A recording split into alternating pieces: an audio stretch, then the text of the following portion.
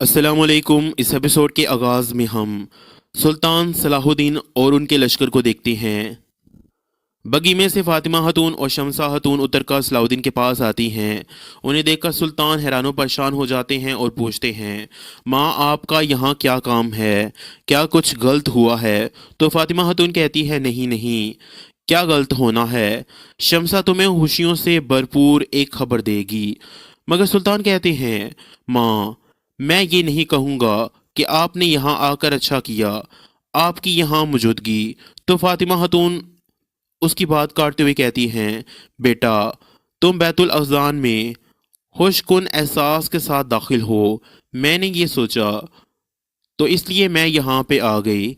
दूसरी जानिब दीवार टूटने के बाद बोरू अपने साथियों के साथ मुख्तात अंदाज के साथ किले में दाखिल हो जाता है, मगर उन्हें वहाँ पर कोई भी सिपाही दिखाई नहीं देता, जिसे देख कर कारा तेगन कहता है, वो कहाँ है? यहाँ तो कोई नहीं है। ये कैसा नामुनासिब इस्तकबाल है।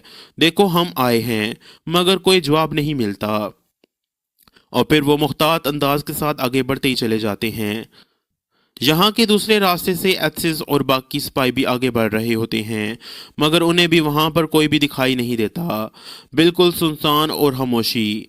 ये साथ ये सब देखकर गोकबोरू कहता है, ये खामोशी बिल्कुल भी अच्छी अलामत नहीं है। और फिर अथसिस कहता है, वो किला छोड़कर तो नहीं जा सकते, वो ऐसा क्यों करेंगे? तो बाइबोरा कहता है, एहतियात से ये गात भी हो सकती है। और वो सब आगे बढ़ते ही चले जाते हैं, मगर ना तो कोई दुश्मन और ना ही दुश्मन का नामो निशान। वो दोनों ही आपस में आ मिलते हैं और एहसास होने पर कहते हैं, ये तो अपने ही लोग हैं। और फिर वो आगे बढ़कर तेजी से एक दूसरे के पास आ जाते हैं। काराकोश कहता है, बोरू वो यहाँ भी नहीं है, वो कहाँ हैं? तो बोरू कहता है, हमने उस जानिब किसी की सांस लेने की भी आवाज़ नहीं सुनी।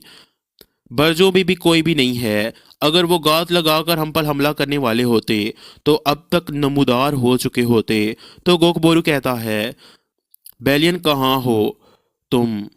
इस दौरान काराकोश को पीछे से धुआं उड़ता हुआ दिखाई देता है। वो सब उसे देखते हुए बहुत ज़्यादा परेशान हो जाते हैं।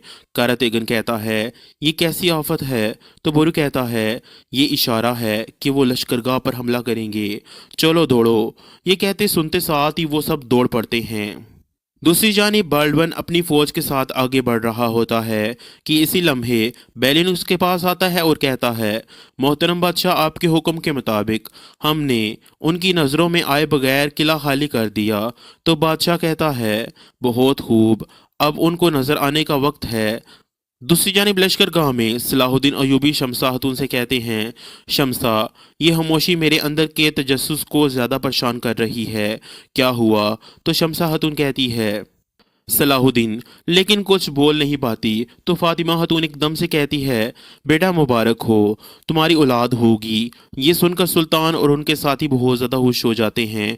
और फिर सुल्तान शमसा खातून का हाथ पकड़ते हुए कहते हैं, मेरे अल्लाह का शुक्र है, हमारी जीत का ताज हमारे होने वाले बच्चे के सर सजेगा।